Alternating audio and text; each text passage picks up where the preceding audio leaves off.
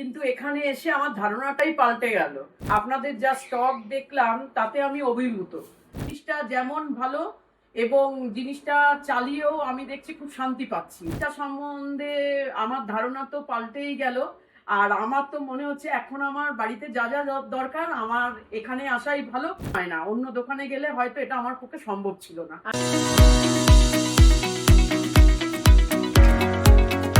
আমাদের সেলোরি সেলে আপনি ওয়াশিং মেশিন নিয়েছেন, কেমন আপনার ওই প্রোডাক্ট সম্পর্কে যদি একটু বলেন আর কি। সেলো রিসেলে আসার আগে আমার কোনো অভিজ্ঞতা ছিল না এখানকার সম্বন্ধে, কিন্তু এখানে এসে আমার ধারণাটাই পাল্টে গেল এবং আমি আপনাদের যা স্টক দেখলাম তাতে আমি অভিভূত।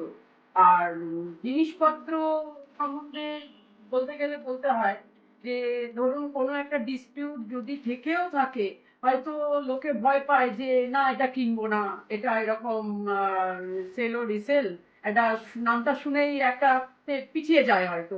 কিন্তু আমি প্রথমবার একটু সাহস করে ওয়াশিং মেশিনটা নিয়েছিলাম। ঘরে গিয়ে দেখছি সত্যি মানে জিনিসটা যেমন ভালো এবং জিনিসটা চালিয়েও আমি দেখছি খুব শান্তি পাচ্ছি। আর জিনিসটা সম্বন্ধে আমার ধারণা তো পাল্টেই গেল। আর আমার তো মনে হচ্ছে এখন আমার বাড়িতে যা যা দরকার আমার এখানে আসাই ভালো। হয়তো একটু কম দামে জিনিসটা ভালোই পাবো। আর স্টাফ যারা আছেন তাদের ব্যবহার নিয়ে আমার কোনো রকম অভিযোগ নেই।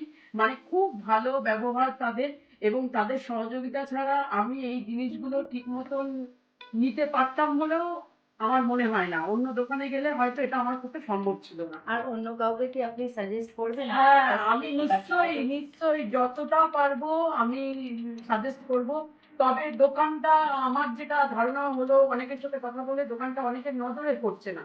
যে কোনো কারণেই হোক দোকানটা নজরে পড়ছে না। দোকানটা যদি নজরে পড়ে আমার মনে হয় আরো লোক এখানে আসবে।